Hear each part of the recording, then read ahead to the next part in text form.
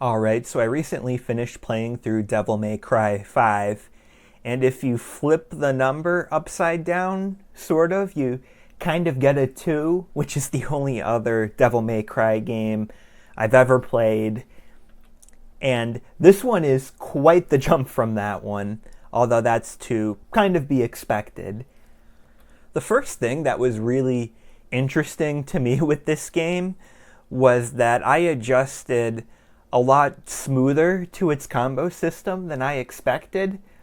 Rather than, alternating light and heavy attacks, you're sort of alternating attacks and pauses mainly. And that's something I tend to struggle, getting a good feel for the timing, but that wasn't really the case here. I don't know if I'm getting more used to it or if this game's a bit more forgiving. At least I played on the easiest difficulty, so that could be a reason as well. But of course, you do have other options. You have, a ranged attack, some charge attacks, and items you can mix into for your combos. Obviously, big part of this game, and, really fun and addictive to, try to build up the best style score you can. Something else that was kind of weird was the collectibles. So I feel like I was always finding something, particularly red orbs, which are used for some ability upgrades. But I know there was also hidden challenge events and special upgrades. And I only found like one challenge and maybe like a handful of the special upgrades. And at that rate, for me, it just really wasn't worth going back through and getting everything when I had that piss poor of a collected ratio, especially when the game is, more linear and there's not really a easy, quick way to get to the points to try to get what you missed. Although, if you really like the game or if you're really good at finding really well hidden shit, they got that here. But even with that being said, I still feel like I got some of that collection satisfaction because with the red orbs that are pretty easy to find, there's just so many upgrades. And I felt like there was always something I was looking forward to unlocking and trying out in combat. I don't feel like it was ever overwhelming or impossible for me to unlock the upgrades that I felt like were most essential, which were pretty much the newer combos and such.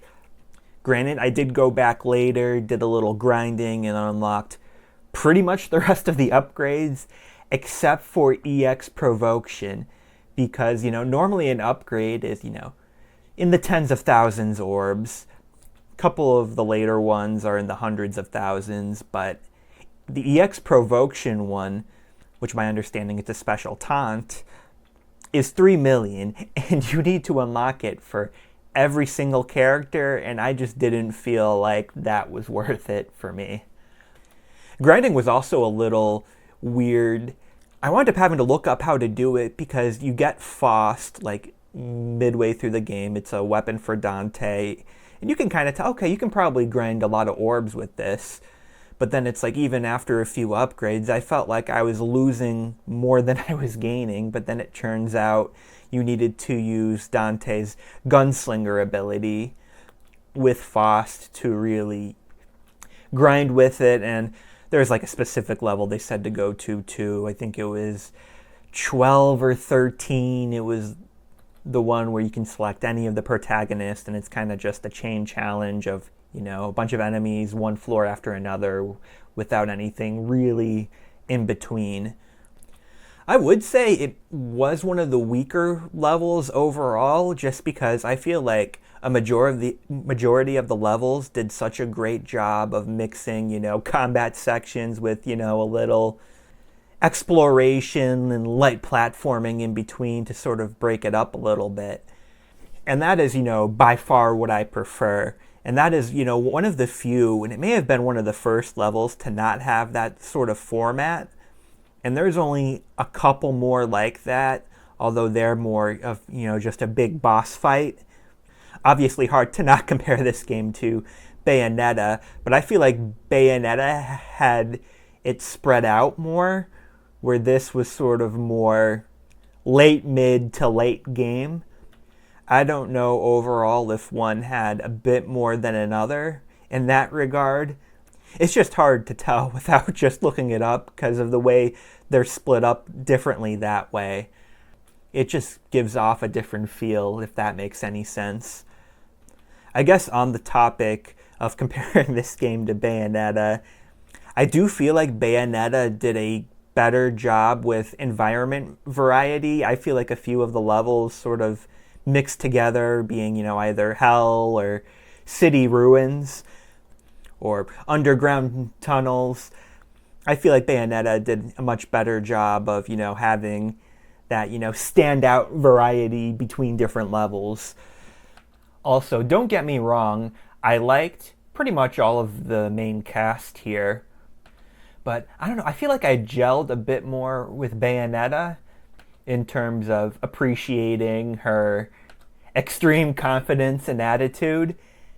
I don't really know why. I mean, maybe it's a bit of a bias from, playing through those games a bit earlier, like a bias there. If it's, something else other people kind of feel like, at least with the way they're sort of presented and written in Devil May Cry 5 specifically compared to the first two Bayonettas. Something this game does better than Bayonetta without a doubt, although once again, maybe 3, I haven't played Bayonetta 3, so I can't speak on that one, but I believe this game uses the RE engine, and graphics are low priority, but it is a nice icing on the cake when it's really good, and I just feel like just about every game on the RE engine looks really good, and I know there may be better looking stuff out there, or if you really zoom in, maybe things aren't as crazy good as they can be, but it is just nice to, play a game like this that, feels like it's pushing things a bit in the graphical department and not like, it could have been on an Xbox 360 or PlayStation 3. I want to apologize too if the background gameplay looks a little weird. I had HDR on, and I don't think OBS really picked it up. So I had to sort of mess around with the brightness because without the HDR it looked pretty dark. So I don't know, I'll have to remember that next time I'm playing something with HDR to maybe record without it on or I don't know, deal with, this whole brightness thing. But anyway, V is the big new character here, and like I said, I'm pretty new to Devil May Cry, but from what I know, I mean, I feel like he fits right in being what I would have expected, personality and design-wise for a, new, unique, standout character. And in my opinion, he honestly by far had the most fun gameplay style. His style is based around range, where you kind of need to keep your distance, but to finish someone off, you need to get up close. And that was, such a good idea, and it was so fun, honestly. I can't really think off the top of my head of another character in a game like this who plays like that either. It's, unique.